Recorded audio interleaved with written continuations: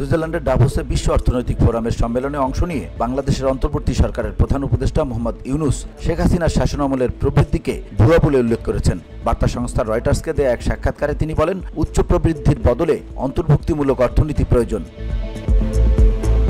ইউনূস সমালোচনা করেন আন্তর্জাতিক সম্প্রদায়ের, যারা শেখ হাসিনার সময়কার বিভিন্ন প্রশ্ন এড়িয়ে গেছে। শেখ হাসিনা সরকারকে ক্ষমতাচ্যুত করে 2024 সালের অভ্যুত্থানের পর দায়িত্ব নেন ইউনূস। তিনি বলেন, শেখ হাসিনা বিশ্বের কাছে তার শাসন পদ্ধতির প্রশংসা দাবি করতেন, কিন্তু আসলেই তা সত্য নয়। তিনি সম্পদের বৈষম্য দূর করতে বিকেন্দ্রীকৃত অর্থনীতির উপর জোর দেন।